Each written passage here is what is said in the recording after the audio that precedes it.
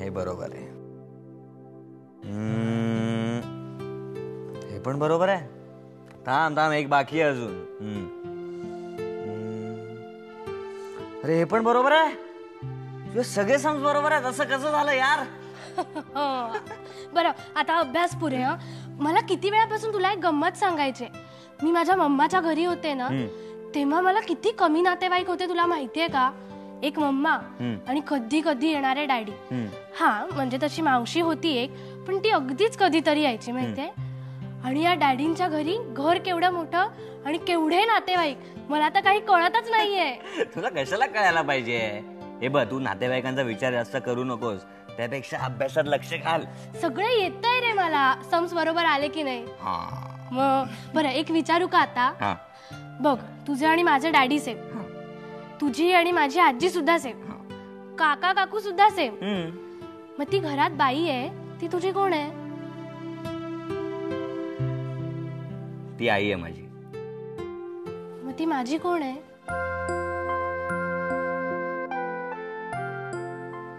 सांग ना फ्रेंड, ती कोण आहे माझी?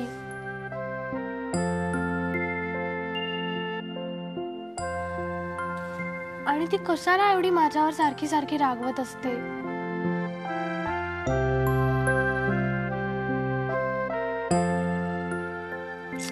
बघ, तू माझ्या कोणत्याच प्रश्नाचं कधीच उत्तर देत नाहीस.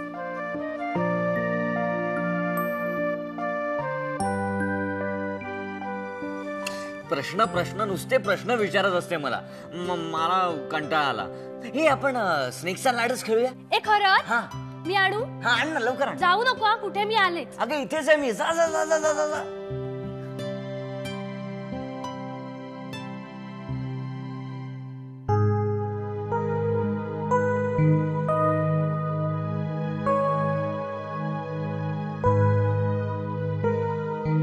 ज्योती, मी तुला काही सांगायला आलोय.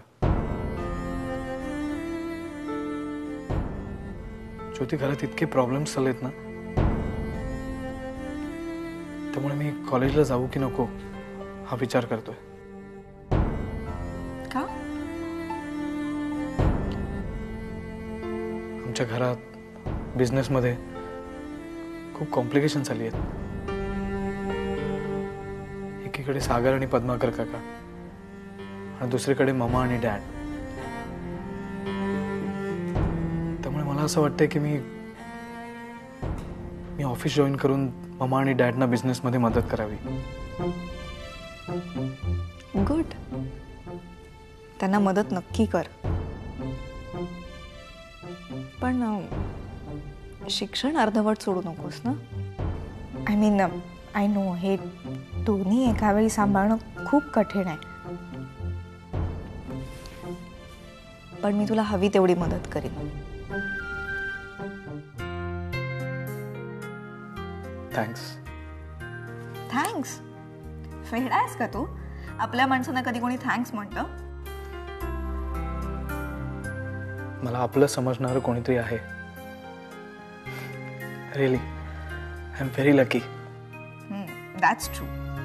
अच्छा, म्हणजे फक्त मीच लकी आहे, तू नाही आहेस? आहे रे बाबा, मी सुद्धा खूप लकी आहे. झालं समाधान?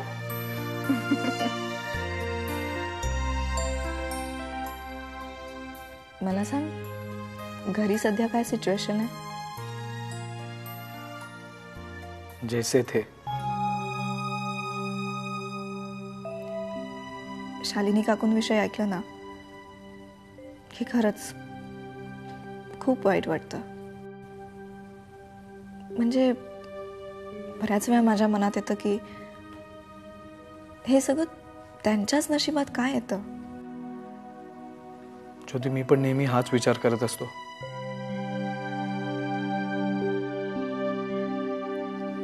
त्यात आता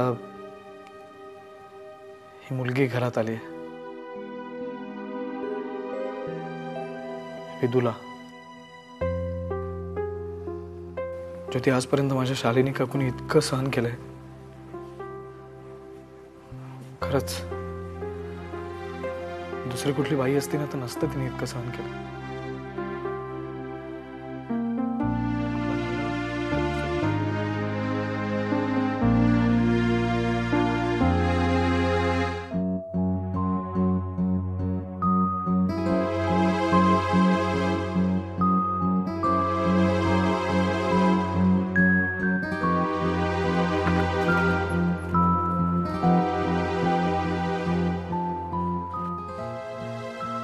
इथे काय करतोस?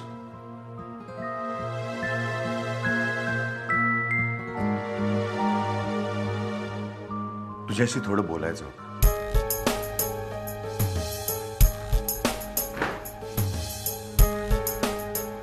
बोल. दादा, ही जी एक मुलगी तू घरात आणून ठेवलीस. 1 मिनिट. माझी मुलगी. पुढे बोल. नाही, खरं म्हणजे बोलायला तू आता काही शिल्लकच ठेवलेलं नाहीयेस. एनिवे तरी काही प्रश्न राहतातच आणि समाज ते प्रश्न आपल्याला विचारणार. त्याची उत्तरं आहेत तुझ्याकडे. प्रश्न कळू देत, मग उत्तर देऊ. ही जी मुलगी, आय मीन तुझी मुलगी, ही जी मुलगी तू आत्ता इकडे आणून ठेवलेली आहेस, ती एवढे दिवस कुठे होती? हिची आई कोण आहे आणि कुठे आहे ती आता? आणि ती अचानक आपल्या घरी कशी काय आली?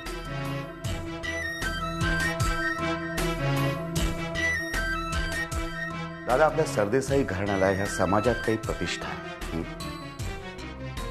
आपण वाटेल तसे वागलो ना, या प्रतिष्ठेला धक्का पोचेल एवढं लक्षात ठेव.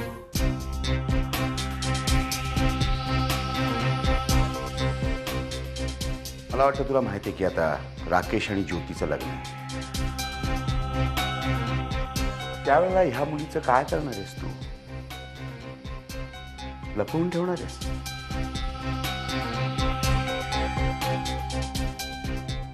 दादा, या एका मुलीपायी आपल्या सरदेसाई घराण्याची आबरू निकालात निघेल एवढंच लक्षात ठेवतो.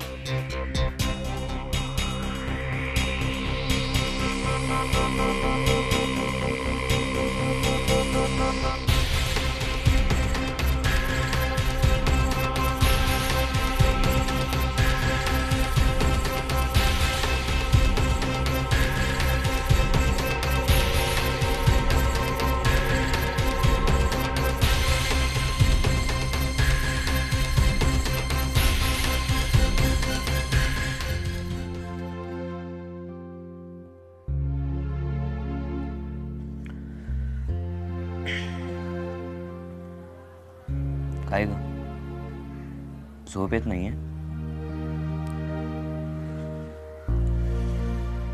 मोठा देवा घालू? राहून दे. मग कुठची गोष्ट ऐकायची आहे का?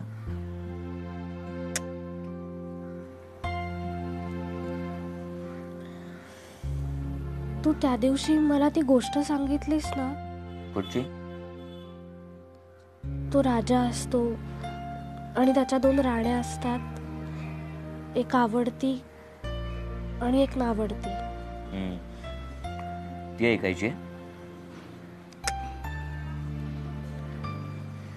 या घरात ती बाई आहे ना,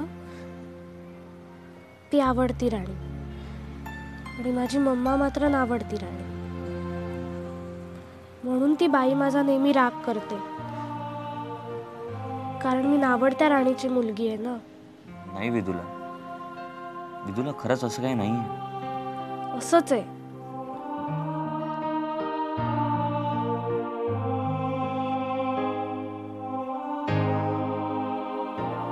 तू झोप.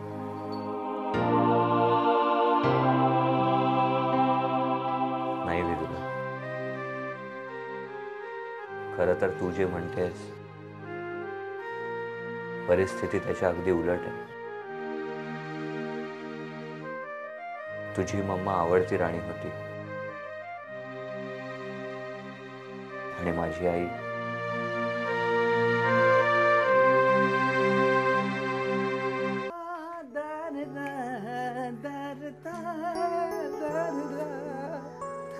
मला माहितीच होतं तुम्ही इथं बसलेले असणार. बीबीताई, तुमच्यासाठी काय आणलंय?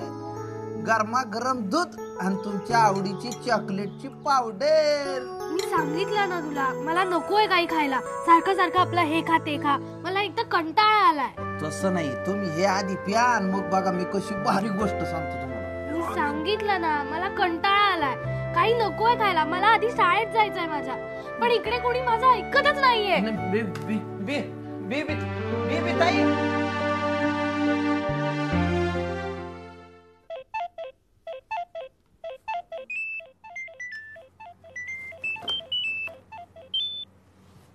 हॅलो. हॅलो फ्रेंड, मला कंटाळा आलाय रे या घरात. मी आज लवकर येतो घरी. हा, संध्याकाळी. ओके.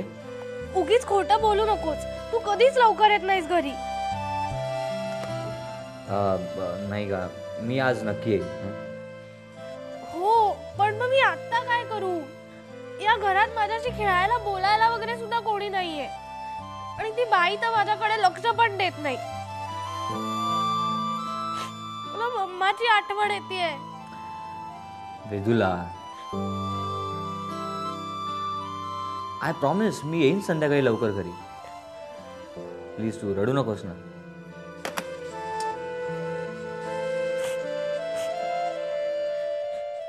दिवाकर, तुम्ही अकाउंटची फाईल जरा नीट चेक करा. मला वाटतं आपला स्टाफवर खूप खर्च होतोय.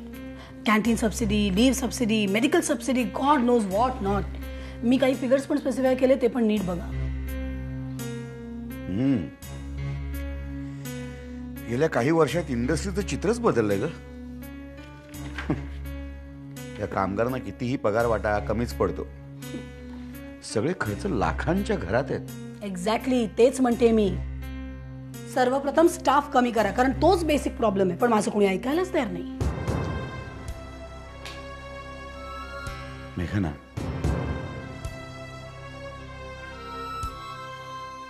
असा एकदम ड्रास्टिक निर्णय कसा काय घेता येईल आपल्याला? म्हणजे असलं काही केलं ना तर संपाचा हत्यार उगारतील लगेच ते. याचाच संताप आलाय मला. काही झालं की ती स्ट्राईक नावाची टांगती तलवार डोक्यावर आहेच. पण मी काय म्हणते, होऊ दे ना एकदा स्ट्राईक, काय प्रॉब्लेम आहे? काय बोलतेस काय तू मेघना? दिवाकर, स्ट्राईक हे दुहेरी धार असलेलं हत्यार. स्ट्राईक झाल्यावर जसं कंपनीचं नुकसान होतं तसंच कामगारांचं देखील होतं. उलट कामगारांचं जास्त नुकसान होतं. Let me explain. जेव्हा स्ट्राईक होतो त्या काळात कामगारांना पगार मिळतो का? नाही. मग ज्यांचं हातावर पोट आहे अशी लोक किती काळ तग धरणार? महिना, 2 महिने, 6 महिने. ऑन द अदर हँड, कंपनीमध्ये प्रोडक्शन बंद झाल्यामुळे आपलंही नुकसान होतं. पण आपले खाण्यापिण्याचे वांदे होतात का? एखाद्या व्यवहाराचा उलटा सुलटा विचार कसा करायचा हे मेघना तुला बरोबर माहिती आहे. आपल्या आणि कामगारांच्या सस्टेनिंग पॉवरची कंपॅरिझन करूच शकत नाही आपण. वर्षभर स्ट्राईक झाला तरी आपल्याला काहीच फरक पडणार नाही. पटलं ना तुम्हाला? गुड. मग मी काय सांगते ते नीट ऐका. नुकताच दिवाळीचा बोनस झाला. कामगार अगदी जोरात आहे. आपण आपली गणितं चोख मांडली.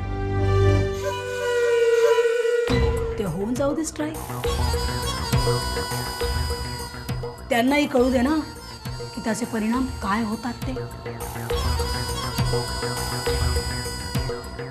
आपण कशाला घाबरायचं?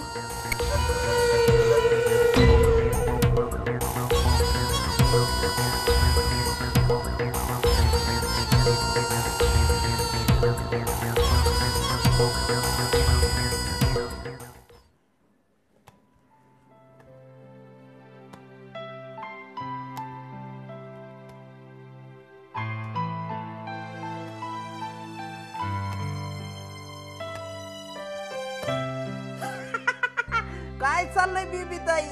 काय नाही, असाच टाइमपास. इथे कोणी माझ्याशी खेळायला पण नाही. मी आहे ना, आपण खेळू दोघं खेळ. तू काय खेळणार माझ्याशी? तुम्ही म्हणताल ते लपना पाणी, शिवना पाणी, सुरपारंब्या, लगोरी. हे काय सगळं खेळ आहेत हे फेमस. नको, त्याच्यापेक्षा मी आजीलाच गोष्ट सांगायला सांगते. पण आता मज्जा आहे. आजी घरात नाहीच आहे, मेडिकल चेकअपला गेल्यात त्या. मग मी काय करू आता? मी डॅडींनाच फोन करते. करा ना.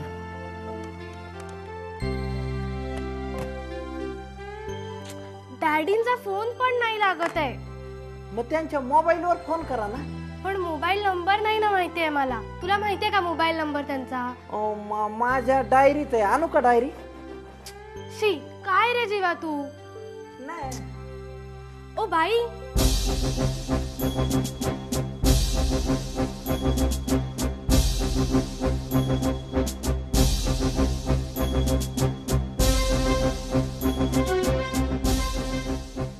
तुमच्याकडे आहे का माझ्या डॅडींचा मोबाईल नंबर? नाही, मी त्यांना फोन नाही करत. असं कसं? ते लागतात ना तुमचे कोणीतरी. या घरात नसत्या चौकशा केलेल्या चालत नाही आणि माझ्याशी असं आगाऊपणे बोललेलं मला खपणार नाही.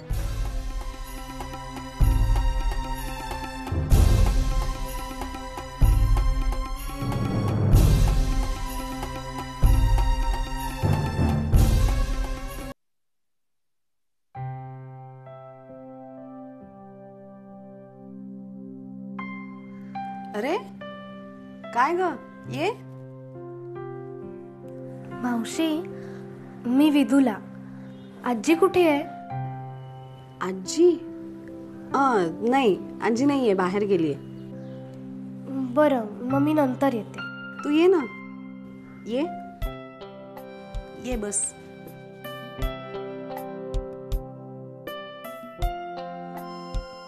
आणि बरं का, मी तुझी मावशी नाहीये, मी तुझी आत्या आहे, गायत्री आत्या. कोण? गायत्री आत्या. करेक्ट. शाळेत नाही गेलीस? शाळा खूप लांब आहे असं डॅडी म्हणतात. डॅडी म्हणजे पद्माकर दादा. मग तुला आवडलं डॅडीचं हे घर? मस्त आहे, पण तरी मला बोर होतं इकडे. का ग, का बोर होतं? किती लोक आहेत घरात? माझ्याशी खेळायला वगैरे कोणीच नाहीये ना इकडे.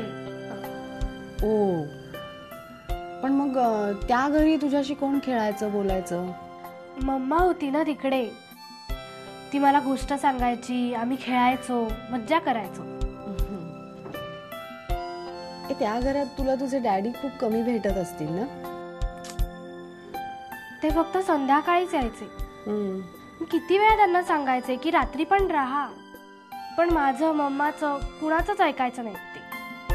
हो, मग याच्यावरनं तुझ्या मम्माचं आणि डॅडीचं भांडण होत असेल ना?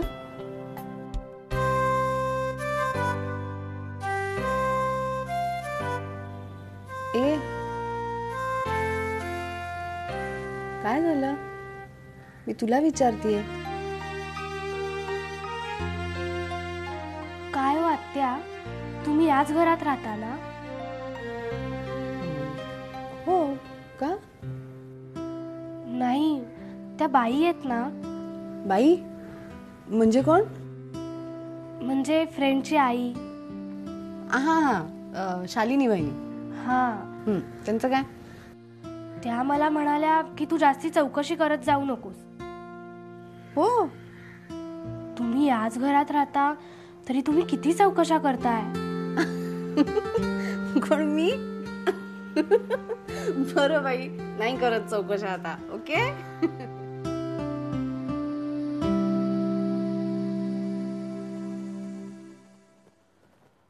मॅडम, तुम्ही मला बोलवलं? टेबलवर काही पेपर्स आहेत ते बघा.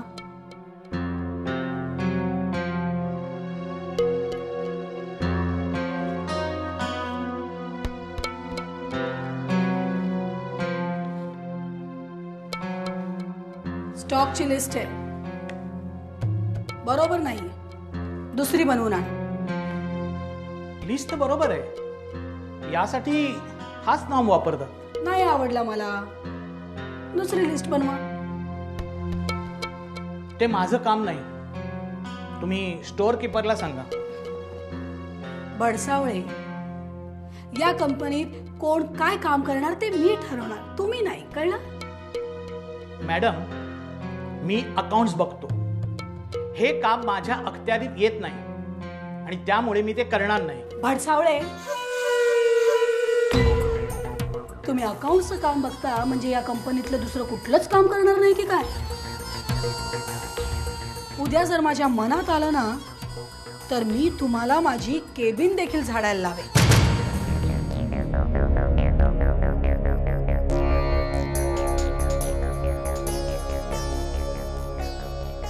आणि ती तुम्हाला झाडावी लागेलच. Do you understand Bhadsavale? Madam, तुम्ही अशा प्रकारे स्टाफशी बोलू शकत नाही. मला तुम्ही सॉरी म्हटलं पाहिजे. सॉरी मी तुम्हाला म्हणू?